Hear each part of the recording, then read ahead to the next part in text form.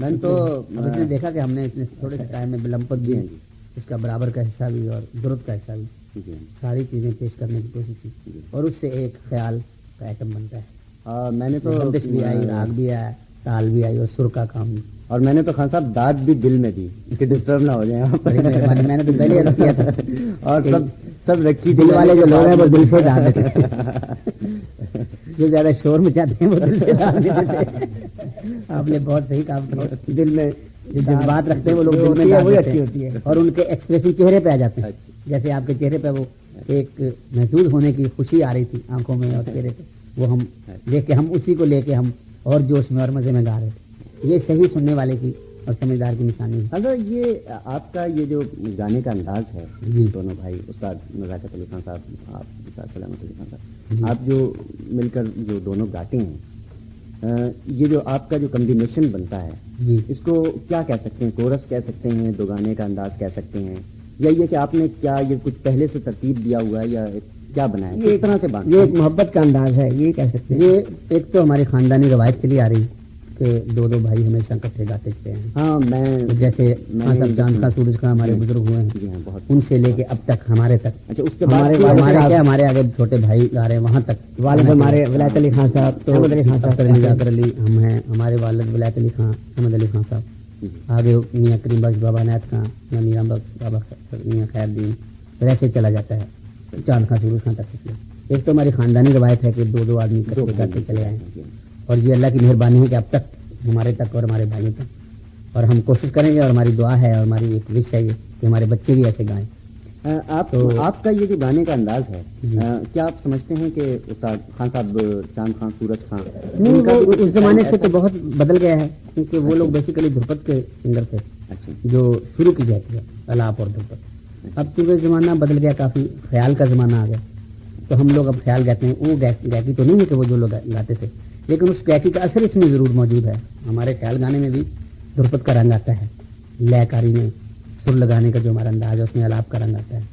تو ہماری خیال میں بھی دھرپد کا اثر ضرور ہے ان کا, لیکن اس وقت ہم وہ گائکی گاتے ہیں جو کہ عام مشہور ہے, جو سب دنیا گاتی ہے. اچھا, تو اس کا مطلب اسے وہ گائکی نہیں کہنا چاہیے. ہم کوشش کرتے ہیں کہ لوگ یہ وہ گائکی آج جو بڑے سنے میں گائی جا رہے ہیں. استاد صاحب, ایک بات میں آپ سے یہ پوچھنا چاہ رہا تھا کہ یہ جو آپ لوگ جو دونوں مل کے گاتے ہیں, الگ الگ نہیں گاتے, تو اس کا تعلق صرف اس خاندانی روایت سے ہے کہ جو کہ چلی آ رہی ہے. اور دوسرا جو آپ نے کہا کہ جیسے کورس کہنا چاہیے, جیسے کہ یہ تو ایک لائٹ میوزک کی زبان ہے. ہماری موسیقی میں, کلاسیکی موسیقی میں یہ زبان استعمال ہی نہیں ہوتی, کورس یا سولو اور یہ یا ڈیوٹ کہنا چاہیے اسے. تو ڈیوٹ بھی تب بنتا ہے جب عورت مرد مل کے گائیں, دو آدمی تب ڈیوٹ بنتا ہے. اب یہاں دونوں مرد گا رہے ہیں, دونوں بھائی ہیں, یا دو آدمی گا رہے ہیں, تو اس کو آپ اگر زیادہ سے زیادہ ڈیوٹ کہہ لیں. اچھا, لیکن ہم ہمیں سے ڈیوٹ نہیں کہتے, یہ جو ہم اسے جگل بندی کہہ دیتے ہیں. دو آدمی مل کے جگل بندی مل کے گا رہے ہیں, اس کو جگل بندی کہہ لیں, اس کو انگلش میں ڈیوٹ کہہ لیں. اور ہمارے ہاں خاندانی روایت ہے, ہم اس طرف جاتے ہی کہ یہ کیا ہے, ہم گاتے ہیں دو آدمی مل کے, اور ہماری کوشش ہے کہ ہم مل کے گاتے رہیں, اور آگے بھی ہم یہی چاہتے ہیں کہ ہمارے خاندان میں یہ روایت قائم رہے. آگے اللہ کے ہاتھ میں ہے جو اس کو منظور, ہماری اور ہمارے بزرگوں کی یہی کوشش رہی. اچھا خان صاحب, آپ نے بچپن ہی سے ظاہر ہے کہ موسیقی کی تعلیم حاصل. جی ہاں, آنکھ کھلی تو ہم نے موسیقی کا ماحول دیکھا. تو کیا شروع کی آپ کی تعلیم دھرپد کی ہوئی؟ ہماری تعلیم جو ہے جی وہ تو کلاسیکل موسیقی میں دھرپد ہی آتا ہے. اچھا, دھرپد بھی, خیال بھی, اس میں بچپن سے کلاسیکل ٹھمری دادرا بھی آ جاتا ہے. تو ہمارا خاندان جو ہے وہ موسیقی کا ہے, ہم موسیقاروں کے گھر میں پیدا ہوئے. تو ہم نے جب آنکھ کھولی تو ہمیں ایسا لگا کہ ہم ایک موسیقی کے گہوارے میں ہیں. اچھا, ہر طرف موسیقی کی آواز تھی اور موسیقی کی بات تھی. سازوں کو دیکھا, ہم کھیلے بھی سازوں سے. ہم چھوٹے تھے تو تانپورے سے کھیلتے. بات یہ ہے کہ ہمیں ہوش آئی تو ہم گا رہے تھے, ہمیں اتنا پتا ہے کہ ہم کرکٹ نہیں کھیلا, فٹ بال نہیں کھیلا بچپن میں. ہوش آئی تو سازوں سے کھیلتے تھے اور سازوں سے گاتے تھے, پھر اس کے ساتھ لگا دیا ہمیں کہ بیٹے یہی کام کرنا ہے۔ یہ سوال میں مطلب یہ کہ دونوں سے پوچھنا چاہوں گا، خان صاحب آپ سے بھی جی اور خان صاحب سے، کہ نذاکر صاحب آپ یہ بتائیں کہ مطلب کہ آپ کا مطلب جیسا ماحول ملا اس سے دل سے آپ یہ چاہتے تھے کہ میں گانا ہی گاؤں، یا اور بھی کچھ دل چاہتا تھا کہ جی کچھ اور کروں؟ گانا تو دے دیا گیا نا ہمیں، اچھا زبردستی۔ آپ کا دل کیا کہتا تھا کہ کیا ہم جب وہ شاید ہم گا رہے تھے، اس کا ثبوت ہے کہ ہمیں گانا ہی دیا گیا اور گانے کے لیے ہمیں اس کا ٹریننگ دی گئی ہے۔ اچھا، تو اس لیے ہم گا رہے ہیں۔ آپ نے کہا کہ ٹھیک ہے اب گائیں گے؟ ہاں گائیں گے۔ جب جی بات تو یہ ہے کہ جب ہم نے ہوش سنبھالا جی تو ہمیں ہوش سنبھالتے ہی گانے کی تعلیم شروع ہو گئی، جی کیونکہ ہمارے والد ہمارے استاد ہیں، جی ان سے ہمیں تعلیم ملی۔ تو ہمیں یہ سوچنے کا موقع ہی نہیں ملا کہ ہم اور بھی کام کریں، کیونکہ ایک بچہ 4 5 6 سال کا بچہ کیا سوچ سکتا ہے کہ میں کیا کروں، جی اسے جس کام پہ لگا دیں وہ وہی کام کرتا ہے۔ پھر جب ہمارا ذہن ڈیولپ ہوا جی تو ہم خود موسیقی میں اتنے مانوس ہو گئے تھے جی کہ ہمیں سوائے موسیقی کا اور کوئی کام سوجا ہی نہیں، یا سوچا ہی نہیں کہ ہم کو کام کریں۔ اچھا نہیں لگا کوئی کام، اور نہ اچھا تو کیا لگنا، ہمیں سوج ہی نہیں آئی کہ ہم کو کام کریں۔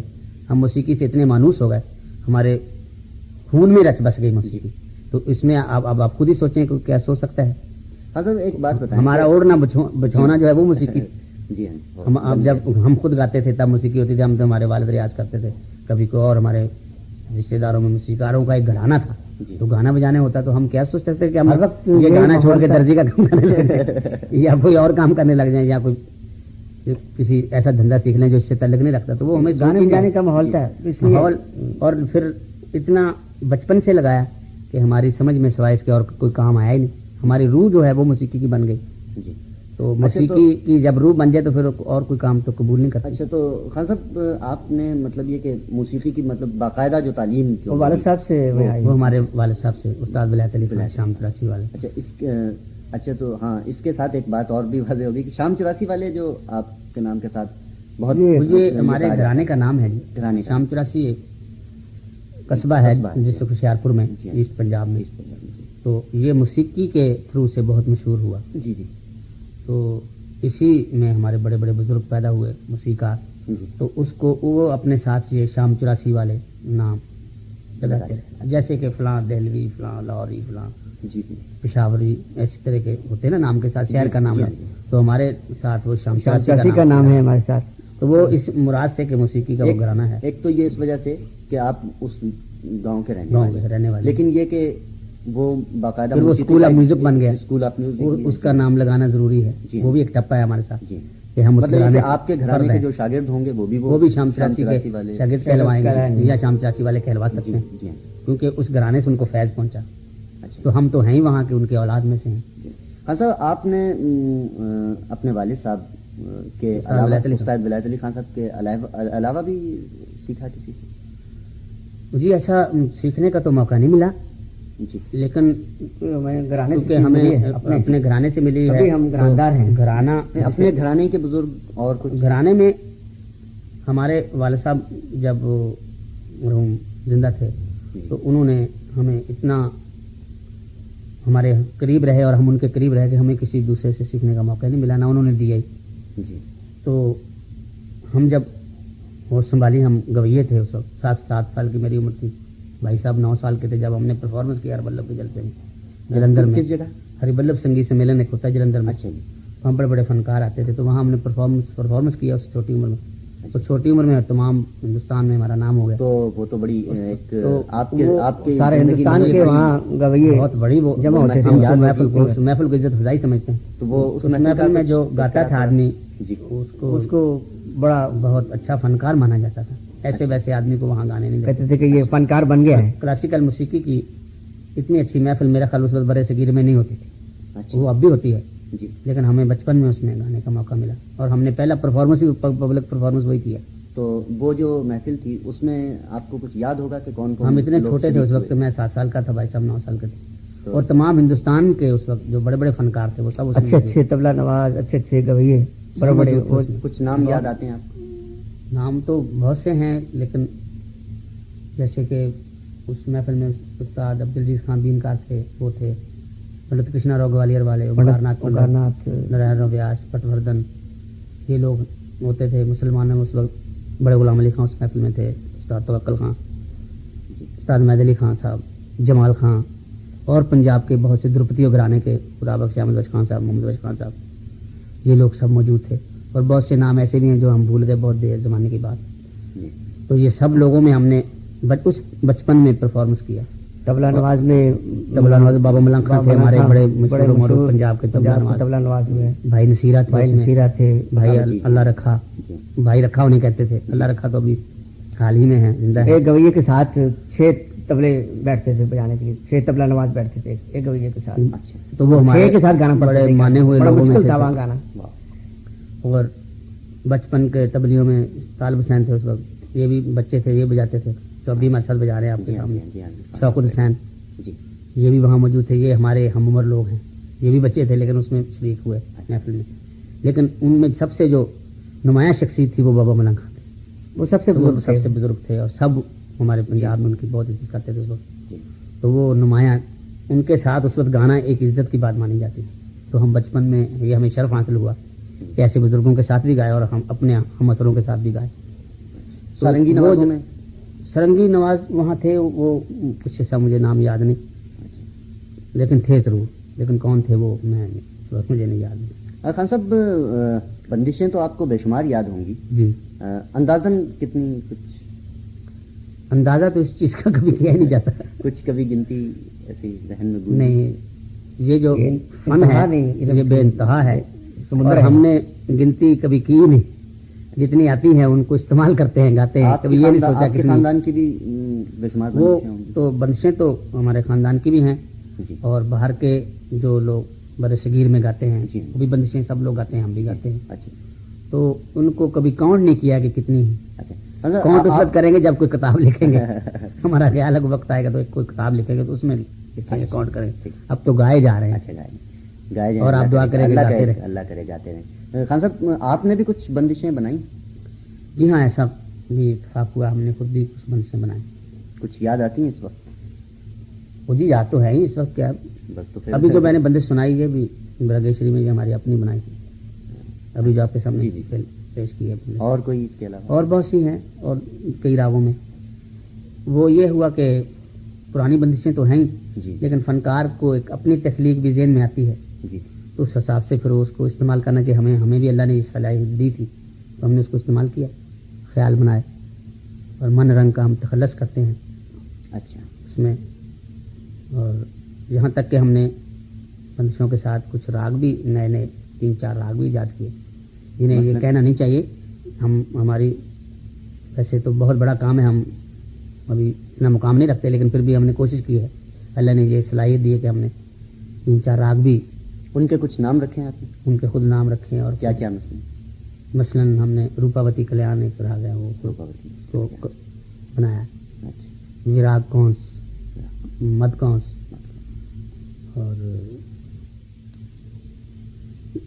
मिलन गंधार। अच्छा, इनमें लगन कौंस, ये कुछ ये रागों के जितने नाम आपने बताए, ये कुछ रागों से मसलन ये कि कल्याण, हाँ, जो जिससे मुशाबत है, कोई किसी के कल्याण से मुशाबत है, किसी कौन से मुशाबत है, किसी के कानड़ा से जी, तो उसी मुशाबत से। तो इसमें कुछ उन्हीं रागों के कमल भैरव एक राग हमने खुद सोचा और उसे खुद कंपोज किया और गाया। अच्छा, ये उस भैरों से, अब होगी भैरव से मतलब जिस राग से मुशाबत है उसी राग की मुशाबत से उसका नाम रखा गया। वैसे कुछ वाज़ेह फर्क तो होगा? फर्क तो होता है यार, राग जाहिर है, वादी समादी का फर्क हो जाता है जी, और उसके सुरों का कुछ सिस्टम जो होता है वो अलग करके किया जाता है। तो ये हमने कोशिश की है। हो सकता है इनमें से कोई भी हो सकता है कि इनमें से कोई राग ऐसा भी हो कि पहले भी हो, लेकिन हमारी नॉलेज में नहीं था, हमारे ज़हन में उसका कम्बिनेशन आया, हमने उसको बना दिया, वो एक राग की शक्ल बन गई। तो उसके साथ फिर उसके हमने नाम भी रखा, फिर उसमें बंदिश भी की। तो ये तकरीबन ऐसा होता है, बहुत से फनकारों ने किया है जी। तो राग भी तभी बड़े हैं इतने, यंत्र भी बनाए, राग रागनियां भी बांधे। तो ये अल्लाह अगर सलाहियत दे तो हर आदमी कर सकता है। आर्ट की खिदमत है जी, जिसको सुर ज्ञान है, सुर का पता है, राग के सिस्टम का पता है, वो ये काम कर सकता, भी कर सके कोई। तो हमने भी ये कोशिश की है कि ये भी काम करें और अल्लाह की मेहरबानी से किया है। मतलब कोई एक राग ऐसा सुनाएंगे क्योंकि आपका जितने सुना देते हैं।